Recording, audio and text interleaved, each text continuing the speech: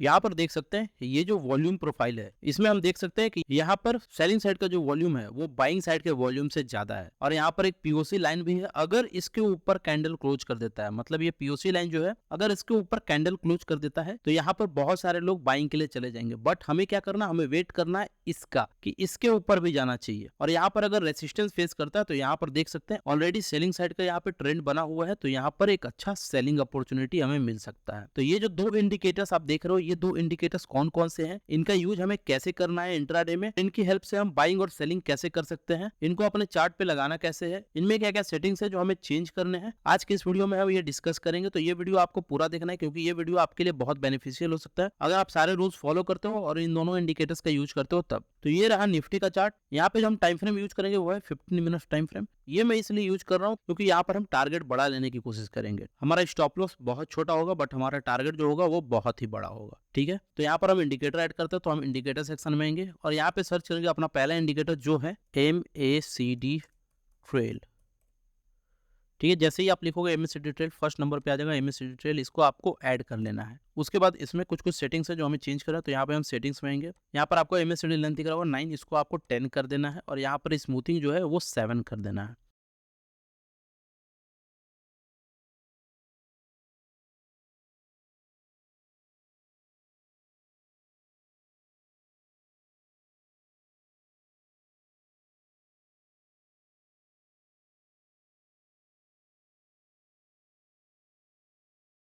ठीक है, यहाँ पर बियरिश ट्रेंड आपको रेड दिखाएगा, बुलिश ट्रेंड आपको ग्रीन दिखाएगा। ठीक है, यहाँ पर हम इसको ओके कर देंगे। तो ये हमारा पहला इंडिकेटर सेट हो चुका है। अब हम क्या करेंगे, सेकंड इंडिकेटर ऐड करेंगे। तो यहाँ पर हम इंडिकेटर सेक्शन में आएंगे और यहाँ पे सर्च करेंगे अपना सेकंड इंडिकेटर जो है वेटेड वॉल्यूम प्रोफाइल। ठीक है, आप जैसे ही लिखोगे वेटेड वॉल्यूम प्रोफाइल, यहाँ पर आपको सेकंड नंबर वाला ऐड करना है। ठीक है, सेकंड नंबर पे जो आएगा वो ऐड करना है। तो ये हमारा सेकंड इंडिकेटर भी ऐड हो चुका है। अब मैं बताता हूँ इसमें क्या क्या सेटिंग्स है जो आपको चेंज करना है। तो यहाँ पर सेटिंग्स में आएंगे हम, यहाँ पे एनालाइज बार 200 है बट हम क्या करेंगे, यहाँ पर रिसेंट ट्रेंड देखेंगे तो यहाँ पर हम 100 कर देंगे। ठीक है, उसके बाद आपको वॉल्यूम वेटिंग है, यहाँ रिसेंट है, नॉर्मल है और पास्ट है, आपको यहाँ पर रिसेंट कर देना है। ठीक है, और यहाँ पर हम इसको राइट में करेंगे। पीओसी लाइन जो है वो आपका, इसका लेंथ भी बढ़ा सकते हो आप, 2 या 3 कर सकते हो बट यहाँ पर मैं 2 रहने दूंगा।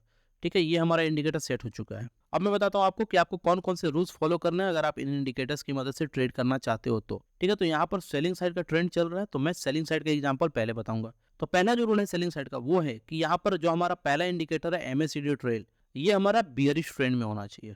जैसे यहाँ देख सकते हैं यहाँ बियरिश ट्रेंड में है, यहाँ बुलिश ट्रेंड में है। तो हम वेट करेंगे कि हमारा इंडिकेटर फर्स्ट वो बियरिश ट्रेंड में होना चाहिए। फर्स्ट रूल हो गया। सेकंड जो रूल है वो है कि यहाँ पे हमारा जो सेकंड इंडिकेटर है, ये वॉल्यूम प्रोफाइल जो है उसमें यहाँ पर एक पीओसी लाइन क्रिएटेड है, कैंडल इसके नीचे क्लोज होने चाहिए। ये चेंज होते रहते हैं। ठीक है, जैसे मार्केट ओपन होगा ये आपको इस जगह दिखेगा जहाँ मार्केट ओपन होगा, उसके बाद मार्केट जैसे जैसे गिरेगा और जैसे जैसे इंक्रीज होगा उस हिसाब से ये ऑटोमेटिक चेंज होते रहते हैं। तो आपको इसका ध्यान रखना है। तो सेकंड जो रूल है वो है कि हमारा इसके नीचे कैंडल क्लोज होना चाहिए, यहाँ पर इसके नीचे कैंडल क्लोज होना चाहिए। ठीक है, यहाँ पर ऐसे, और यहाँ पर कैंडल जो होगा वो आपका बियरिश कैंडल होगा। जैसे ये देख सकते हैं आप, ये है से एक न्यूट्रल कैंडल है, क्योंकि यहाँ पर देख सकते हैं यहाँ पर ऊपर भी वीक सेम है, नीचे भी वीक सेम है। तो ये जो है ये न्यूट्रल कैंडल है। हम यहाँ पर इस टाइप का कैंडल का वेट करेंगे जिसमें वीक यहाँ पर ऊपर से रिजेक्शन हो, ठीक है, और नीचे से ऐसे हो। इस टाइप का कैंडल आप वेट कर सकते हो। थोड़ा सा अगर ऐसे होगा तो कोई दिक्कत नहीं है बट आपका इस टाइप का कैंडल होना चाहिए। ठीक है, तो आपको कैंडल स्टिक पे भी ध्यान देना है। थर्ड जो रूल है वो है कि हमारा सेलिंग साइड का जो बार होगा वो बाइंग साइड के बार से बड़ा होना चाहिए। ये आप कैसे पता लगाओगे, ये आप खुद से भी देख सकते हो, नहीं तो यहाँ पर आप मेजर कर सकते हो। यहाँ पर आप आओगे तो यहाँ पर देख सकते हैं ये जो है ये आपका यहाँ पर बीच में आ रहा है, मतलब सेलिंग साइड का जो ट्रेंड है वो ज्यादा है यहाँ पर बाइंग साइड के बार से। तो हम यहाँ पर वेट करेंगे। तो यहाँ पर अगर बाइंग साइड का ट्रेंड देता है तो मैं यहाँ पर इसको इग्नोर करूंगा क्योंकि यहाँ पर सेलिंग साइड के जो बार्स हैं वो ज्यादा है। ऊपर भी देख सकते हैं हम सेलिंग साइड के बार्स ज्यादा है, तो हम यहाँ वेट करेंगे बाइंग साइड के बार्स को इंक्रीज होने के, अगर हम बाइंग साइड जाना चाह रहे हैं। बट यहाँ पर अगर मुझे सेलिंग साइड का ट्रेड दे रहा है और सारे रूल्स हमारे फुलफिल हो रहे हैं तो यहाँ पर मैं सेलिंग साइड जा सकता हूँ। ये 3 रूल्स हो गए। फोर्थ जो रूल है वो है कि आपका स्टॉप लॉस कहाँ होना चाहिए। आपका स्टॉप लॉस ATR के हिसाब से होना चाहिए। अगर आपको नहीं पता है कि ATR की मदद से आपको स्टॉप लॉस कैसे लगाना है तो मैंने ऑलरेडी वीडियो बना रखा है, आप जा करके देख सकते हो। फिफ्थ जो रूल है वो है कि आपका टारगेट क्या होना चाहिए। आपका टारगेट 1:1 होना चाहिए, उसके बाद 1:2 होना चाहिए। मतलब आपका स्टॉप लॉस अगर 50 पॉइंट का है, ठीक है, तो आपको 50 पॉइंट का टारगेट लेना है और उसके बाद आपको 100 पॉइंट का टारगेट लेना है और उसके बाद आपको वहां पर एग्जिट कर जाना है अपने ट्रेड से। ठीक है, टोटल 5 रूल्स है जो आपको फॉलो करना है अगर आप सेलिंग साइड जाना चाह रहे हो इन इंडिकेटर्स की मदद से। तो वैसे अगर आप बाइंग साइड जा रहे हो तो आपको क्या ध्यान रखना है, यही पे मैं बता देता हूँ आपको। पहला जो रूल है वो है कि आपका जो पहला इंडिकेटर है MACD ट्रेल, ये जो है ये आपका बुलिश होना चाहिए और ग्रीन कलर का होना चाहिए। ठीक है, ऐसे इस टाइप के। सेकंड जो रूल है वो है कि हमारा POC लाइन यहाँ पर क्रिएटेड होना चाहिए उस कैंडल पे जहां पर हम जाना चाह रहे हैं। ठीक है, और उसके ऊपर कैंडल क्लोज होना चाहिए, और कैंडल कैसा होना चाहिए, वो होना चाहिए आपका बुलिश कैंडल स्टिक, जैसे ये इस टाइप का कैंडल स्टिक होना चाहिए। ना कि अगर आपका इस टाइप का कैंडल स्टिक बना देता है, ठीक है, इस टाइप का अगर कैंडल स्टिक बना देता है तो आप यहाँ पर नहीं जा सकते हो। आपको वेट करना है इस टाइप का कैंडल स्टिक बनने का, नहीं तो फिर हैमर बनने का। ठीक है, ये मेरा ड्राइंग उतना बढ़िया नहीं है, बट यहाँ पर ऐसे हैमर बनने का वेट करना है आपको। ठीक है, ये 2 रूल्स हो गए। थर्ड जो रूल है वो है कि आपका POC लाइन जो है वहां पर जो बाइंग साइड का जो वॉल्यूम बार है वो आपका सेलिंग साइड के वॉल्यूम बार से ज्यादा होना चाहिए। जैसे यहाँ पर देख सकते हैं, यहाँ पर बाइंग साइड का जो वॉल्यूम बार है वो सेलिंग साइड के वॉल्यूम बार से ज्यादा है।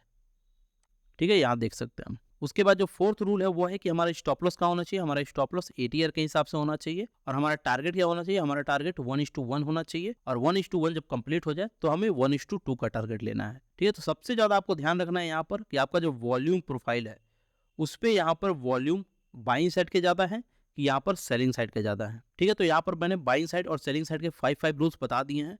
अगर आपको समझ में नहीं आया तो आप एक बार फिर से पीछे करके वीडियो को देख सकते हो, और रूल्स को आपको सही से समझना है और उसके बाद ही आपको ट्रेड करना चाहिए। ठीक है, तो सबसे पहले आपको क्या करना है, आपको बैक टेस्ट करना है। बैक टेस्ट में अगर आपको लगता है कि ये इंडिकेटर स्ट्रेटजी आपके लिए सही हो सकता है तो आप क्या कर सकते हो, इस स्ट्रेटजी को यूज कर सकते हो, लेकिन सबसे पहले आपको बैक टेस्ट कर लेना है। ठीक है, और आपको क्या करना है, आपको रिस्क रिवॉर्ड अपने फेवर में रखना है। ऐसा नहीं है कि बहुत बड़ा अगर कैंडल बन जाए तो आपको स्टॉप लॉस उतना बड़ा रखना है। ठीक है, यहाँ पर अगर बहुत बड़ा कैंडल बन जाए 274 पॉइंट का तो आप यहाँ पर इग्नोर कर सकते हो ट्रेड को, क्योंकि इतना बड़ा अगर आप स्टॉप लॉस रखोगे तो आपका टारगेट भी बड़ा होना चाहिए और आपका टारगेट अचीवेबल होना चाहिए। बट आपका टारगेट ये अचीव ही नहीं होगा क्योंकि यहाँ पर आपने इतना बड़ा स्टॉप लॉस रखा है। ठीक है, तो आपको क्या करना है, आपको टारगेट और स्टॉप लॉस दोनों अपने रिस्क रिवॉर्ड के हिसाब से लगाने हैं। और रिस्क रिवॉर्ड जो है वो आपको खुद से डिसाइड करना पड़ेगा कि आपका रिस्क रिवॉर्ड कितना हो सकता है। आप अगर ATR की मदद से स्टॉप लॉस लगाते हो, ATR के हिसाब से तो आइडियल स्टॉप लॉस होता है। बट अगर ATR के हिसाब से स्टॉप लॉस नहीं लगाते हो फिर आप क्या कर सकते हो, आप कैंडल के ऊपर का स्टॉप लॉस लगा सकते हो। बट मैं उसे सही नहीं मानता हूँ, क्योंकि बहुत बार क्या होता है, कैंडल के ऊपर जाता है उसके बाद नीचे आ जाता है। इसलिए ATR बहुत बढ़िया इंडिकेटर है जिसकी मदद से आप स्टॉप लॉस लगा सकते हो। ठीक है, तो आई होप आपको ये वीडियो अच्छा लगा होगा। इस वीडियो को लाइक करो, शेयर करो और सब्सक्राइब करो हमारे चैनल को। Thank you so much guys.